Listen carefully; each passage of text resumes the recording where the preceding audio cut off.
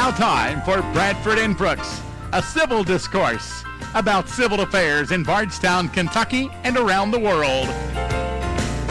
Please welcome your host for Bradford and Brooks, Margie Bradford and Jim Brooks.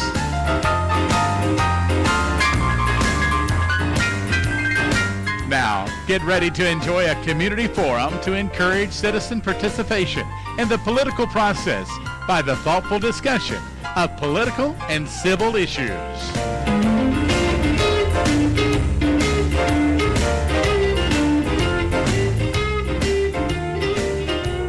Good morning, Bardstown and Nelson County. Welcome to another edition of Bradford and Brooks. Jim Brooks here with my co-host, Margie Bradford. Good morning, Margie. Good morning, Jim. Well, Margie, we're continuing our, and we'll be doing this till the end of the month. Yes, right up until the election. That's right, our series of interviews with candidates for local office. And we've had lots of candidates this election cycle. We have. And even some we unfortunately don't have time to get to, Right. Including the Bardstown City Council. Well, in fact, we are having to take 3 extra days that are not Wednesdays in order to get all of the candidates in who have the partisan candidates who have opposition. Check your mic there, bud. Okay. Unfortunately, that doesn't let us do the nonpartisan candidates, but just weren't enough days available. Right, and we kind of regret that, but that's we just weren't able to work everybody in unless we cut their time down to 10 or 12 minutes, and that's not. We wanted to keep these interviews, long enough to be meaningful. Right. All right, our special studio guest is the Democratic candidate for jailer, Buck Snellen. John Buck Snellen. That's right. Good morning, everybody. Good morning, Buck. And thanks for taking time to come in. Well, thank you all for having me again. All right. Well, Buck, I know that I don't know. I think I've known you for quite some time, but introduce yourself to our listeners a little bit. I'm sure they've seen your signs around the county, but a little bit about your background. All right. My name is John Snellen. I've gone by Buck ever since I was 2 years old. My daddy nicknamed me that. I was born and raised in Samuels. I'm the 10th child of 12 kids. My mother worked at Jim Beam's, and my daddy worked for Mago, so I raised on bourbon and blacktop. I got interest in law enforcement when I started working at the Nelson County Jail. In 1988, I started working for Austin Weller, and made friends with a lot of the troopers and city police officers and county police. That's back when we had county police. Right. And the sheriff's department both. And got interested in law enforcement. And in 1991, I was hired at the city police by Chief Joe Cameron, and sent me to the police academy. And I was a Bardstown officer till 2014, October the 1st, 2014. I retired and stayed out 90 days. And a good friend of mine, Ed Manley, run for sheriff. And I asked him, I said, I'm not ready to sit down. Do you need any help? And he said, yeah. So I joined the sheriff's department as a transport officer and worked at the courthouse as a bailiff too. And I'm a Nelson County resident. I've lived here all my life. From Samuels, Kentucky. I'm a father of 2 beautiful daughters, and my middle daughter just turned 21 Sunday, and she come to the courthouse Monday to change them license over. She wanted the sideways one, not the upside down one. I know my son did the same thing. Yeah, and I have an 8-year-old son, Eli, and a 6-year-old granddaughter, Raylan. Well, Buck, what do you consider the major issue in the sheriff's race? Jailer's race. Excuse me, jailer's race. Sorry about that. We have to sit and think about it. The jail needs to be bigger. The population is not going to decrease; it's always increased. I think. As of this week, I think it's legally supposed to house 101 or 2 inmates. They either yesterday I think they had like 151, and after we get through bringing them from other counties back in here, their population goes up maybe 10 or 15 a day. Right, right. And it's not just here, it's everywhere. It's Sure. You know, I transport from every jail across the state of Kentucky, and I mean, they're all overcrowded. We go to some and said, "Can you take more with you?" I said, "They're full there." He said, "We are too." I said, "They're full everywhere." Well, I know that in fiscal court, the jailer has tried to transfer some of the state inmates, you know, to reduce the overcrowding. But, you know, when they're coming in as fast as you can ship them out, it's tough to do. Well, most of them that we bring in are not state inmates yet. Oh, okay. They're just They're coming for waiting, court. waiting for court, you know, plus they got charges, and a lot of these people have charges in several counties. And we have to take them back the next week because they have charges there, in which they do house a lot of state inmates, but prisons are full too. And they cannot be transferred out until a bed opens up, you know. I see. So What do you attribute this overcrowding of our jails? what is the problem with overcrowding? Yes. What do you think is causing Drugs, pardon? drugs, Drugs. thieves. You know, you got your meth and your heroin addicts. Most of them don't work. They steal to support their habit. Support their habit, yeah. And it's not just here; it's it's everywhere. You know, across the whole United States. You know. Well, I know the fiscal court, it's been mentioned that, you know, long-term, looking at either a new larger jail, which I think is probably in the plans, or at least on fiscal court's mind anyway. I don't know. I tell you, of course, I lived on Maple Hill when the jail was built out there, and it was. I wouldn't, you know, I was against it moving to Maple Hill, but I tell you, it was kind of made it one of the safest places in Bardstown to me, because you had such a police presence there all the time. Oh yeah, 24 hours. Yeah, there was always somebody up and down Stephen Foster. So no, and the jail was a good neighbor. Oh yeah. I mean, you know. Well, when I started working there in '88, the jail was built in '87. When I started working there in '88, it was like, I think, 32, 35 beds. And the county housed for Washington and Marion. Of course, as time goes on, more crime happens. So the year I left, they had built on almost 90-some beds. Right. And Well, of course, 87 or 80, wouldn't you say it was built 87? All right, if it opened then, think what the population of the county was. Right. It was probably half what it is now. Yeah. So, and plus then all the offenses we have, and, you know, just like you said, the drugs have probably responsible for a healthy percentage of I see. arrest and drug-related crime. The majority, yeah. Yes. Buck, what would you do differently from what's being done now in the jail? I mean, some of the things that you might be able to think of that you would bring a different outlook to. Staff need more training. I think they need more training. Uniforms. I've had a lot of people say, y'all from Nelson County, so you walk in there and you don't know who the deputies are and who the inmates are because they're in regular clothes. You know, if you're not going to get a uniform, give them a black T-shirt with deputy back across of it, and if they're an inmate out, give them an orange one with inmate on it. You know, yeah. So they don't have uniforms.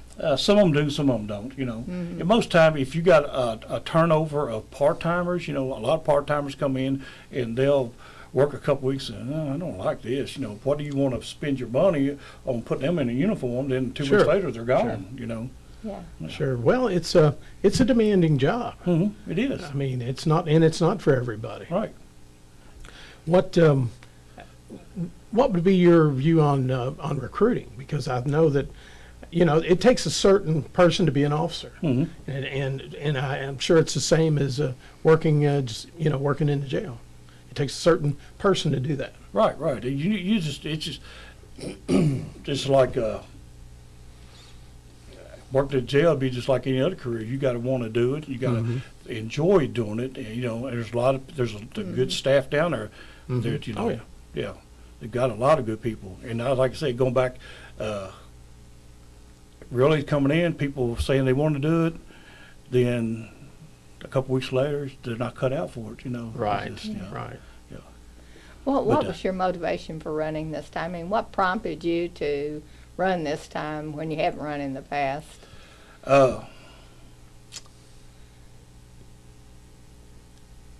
Really, like I say, I started working there in '88 and left in '91. The city police officer, and deputy sheriff now, and just Just the next step? it's just the next step in the journey of life. You know, Yeah. I'm too young to sit down and not do nothing. Well, it'd be an interesting place to end a career where exactly what got you started on the road in law enforcement. And really too, if I get the opportunity to go back there, it's going to be a learning situation for me because Oh, I've sure. been gone for a long time, and the deputies that are there are going to be my teachers and my training officers Sure. because they're going to teach me because I've been gone for 20-some years. Well, I'm sure that new jailers, there's some, required training to bring you up to speed on what's changed over the years. And like I say, they got a lot of good command staff down there that know what they're doing. And, you know, it's just like one of them told me 6 months ago. She goes, "Well, I heard you gonna come in there and fire everybody." I said, Why would you do that? "I said, how could I do that? How could I run something 24 hours a day, 7 days a week by myself?" I said, "As far as I'm concerned, you're one of my teachers, and you're going to train me." They're valuable. Right, Absolutely. right, very valuable. That's right. Yeah. That's right. It's I hear the same thing. Anybody who's elected to an office, you've got the people that are doing the work every day, Right, right. and Yeah. they become one of your most valuable resources. It's just like when I became a city police officer, I went through the academy, and it's just like it says, it's the basic training to give you the tools to be a police officer. But you got to have your field officers is already seasoned to teach you how to use the tools. Right. You know, Right. that's why they call them field training officers because I think they call them PTOs now, but Okay. they used to be FTOs, and you ride with them for I think Louisville makes you ride 6 months. I think we rode for like 6 weeks or something like that, and they do a scratch sheet. It's probably longer than that, but this is back when the park was smaller, and they'll tell the chief, well, he's ready to be cut loose. Now, as a jailer, you won't have any role as far as court security or any of that. Just all your work would be at the jail. Right. Mainly at the jail, and it's like at most times, excuse me, the sheriff department does all the transporting from jail to jail, but sometimes the jail has to transport to other jails, and they transport people. I was wondering about that because I know I've seen jail vehicles look like they were transporting from one location to the other. So, but I guess of course the sheriff's office transports are court related, I assume. And that's something I like to work with the sheriff department on as far as the court bailiffs. They have one van, and if through the fiscal court we can get another van at the jail. But the days when the sheriff department's heavy transporting out of the jail, they can use it, backwards and forwards. Because sometimes we bring up like 40-some prisoners on a on a Thursday on a rural day, and you got to run 4 or 5 trips backwards and forwards. If you had a couple of vans, so let the sheriff's department borrow the jail van, and after they do it, they bring it back. If you're not using it. Okay. We're all after the same thing. You just like sharing with your neighbor. Well, it's you'd be of course willing to work with the sheriff's office, and I guess your experience. You've made a lot of contacts over the years with other people in law enforcement. What about a new jail? I mean, is that something you would push for, or just really the jailer doesn't have the money to do it? It's not that has to be funded by the county. Right. And any new building, especially a jail, I'm sure that as technology improves, the cost, it becomes Very expensive. Yes, very expensive. I mean, it's going to eventually have to be done. I mean, it's just, you're not going to stop you can go back on the daily day of the jail log to how many people was in there. Right. The population is not decreasing. It might decrease for a week, 10 or 15, maybe 20, and then in a couple of weeks it's back up to, I think they've had down there before close to 180. Well, I know that I've watched, Dorcas's reports to fiscal court twice a month, and there have been times it's been down to 125 in that range, but more recently it kind of runs 150 around to that range. And what sort of problems does overcrowding in a jail present to you as a jailer? What would that? People not get along, fighting. Fights. Then you have because they're so crowded together and sleeping on the floor with a mat, and like I say, and a lot of them down here think this is the only place it happens at. Well, it happens all over the place. It's not just down this jail. They're all overcrowded, and that's the main thing. You put people in there, and you don't have enough room to segregate them because they get into it. You have to put them in another cell, and a couple of days later they're into it with somebody else, and some people just can't get along. Well, some Well, people. we pretty much all agreed and admitted that the major problem is drug use. People in for drug-related items. Wouldn't that call for, instead of building a new jail, to build a facility to help addicts? A rehab. Rehab. Well, I would think the county would be better served trying to help people recover from an addiction than to put them in a jail that's like for a short while, recycle them out again when they're right back into the population without any help. You're just perpetuating the problem. I think, if it's a rehab, I think there's a certain percentage that it would help, but you got a percentage that really. Well, you can't make that decision as to who it would help and who it would not help. That has to happen in the process. Right. But there are families suffering and people suffering and the whole state suffering. And if we can help even a certain percentage of those people, and rather than recycling in and out of jail and ODing, we'd be a lot better off. I know it's not within your power to Right. decide that, or mine, or Jim's. I agree. But I think instead of putting our money, I think society and our town and county would be better served taking money and putting it into rehab facilities and in services, trying to help people rather than housing them for a short period of time at the public expense, throwing them back out into society coming where right they back. do the same thing all over again, and then recycling them back in again the next time they fall prey. So anyway, that's my little editorial for the day.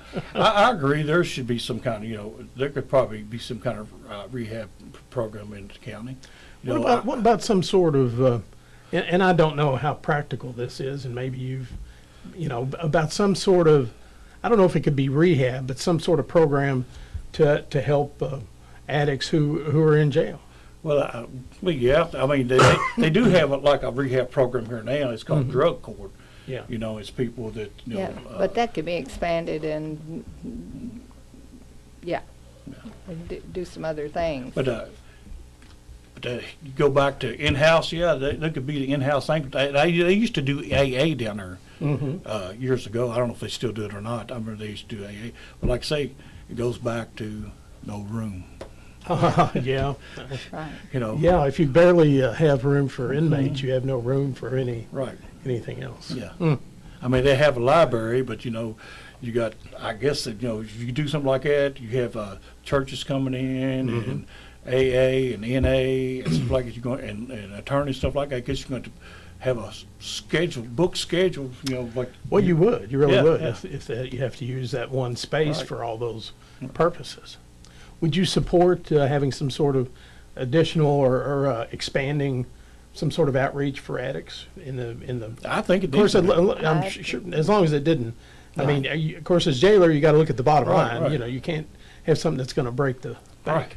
But like I say, if you have some kind of program in there and you reach 1%, you've made a go. Right, Right. I mean, A lot of people think you start something that's got to be 100%, but you reach out to one person that's made it. That you've done something. Yeah, and I think, well, of course, that that applies to AA or any Oh, right. any program. Right. But that all has to start with the decision inside that individual. Right, that's true. You that's know, true. and if they're but not they have to be ready, given the opportunity. right. If they're not ready to take that Right. opportunity, Right. but that opportunity Yeah. should be if Right. it has to be there. And, First. just go back. You talk about the recycling of people. I have went to the jail and they got a board with their names on it, and there's people in there back in there from when I worked there. They're almost 30 years ago. Yeah. Well, I think probably every community Mm-hmm. has the frequent flyers, Right. or the ones that, it's just whatever the reason might be. Got your Otis. Yeah, yeah, yeah. The what I know nothing personally about the jail budget Mm-hmm. that I can recall. What would you lobby for more money for the jail operation, or I mean, have you, do you think it's funded adequately for now? I really haven't seen it. Okay. I couldn't have quite. I'd like to see what the jail budget is. Mm-hmm. I think it probably. I really can't say anything about it because I haven't seen it. Mm-hmm. And You have another question there? Well, I'm just saying we're about to come to the end of our time, and one of the questions we have usually at the end is, this is your time to state your case, and so right now is the time that you tell the voters why they should choose you over your opponent. all right, I want to thank y'all for having me here. I decided to run for jailer because I wanted to finish out like I started in my career. I've got over almost 30 years in law enforcement. I've lived in Nelson County my whole life. It's going to be a new journey for me. Like I say, the deputies, the majors, every command staff's going to be a training officer for me. I might be the head man, but they're going to train me how to do the job. And I appreciate your vote November 6th, and thank you again for having me. Well, Buck, best of luck on November 6th. Thank you, sir. Well, my hat is off to you and all the other candidates, because it's a different thing to put yourself out there to run for an It's a election. new game for me. Yeah, it's been a different journey. I'll tell you right now. Well, I mean, now you've had, as an officer, you dealt with the public day in, day out. It's totally But, different. Yeah, I was gonna say that's a lot different. But anyway, my hat's off to you and all the other candidates, even back to the primary, because if they didn't throw their hat in the ring to show an interest, we have to have candidates Yes. who are engaged and who want to serve. So my hat's off to you. And I want to thank Dorcas too. She's been a mentor my whole life since I started in 1988. She's a very good person, and she's my friend today, and will always be my friend. Well, I will tell you that, and I don't know if you saw this on Facebook, but your opponent, Jim Berry, wrote a really nice, lengthy post about Dorcas, and how good she's been, to the county, and what a resource she's been. So I thought that was quite a tribute, but I think you will find nobody will disagree with that. Right. Because she has been, she has been the jail. Yes, She really has yes, been. for 48 years. That's right. Yeah. Yeah, That's right. right. And so, you have to respect, her dedication and to the job. Oh, she's got all my respect. Oh, I yeah. would, it's like people told me when I first started. They said, people said, well, you need to dig a little deeper. I said, I'm not doing that. She's a good person. She's never done that to me, and I'm not. You're right. All righty. Well, thank you, Buck. And we need to take a commercial break.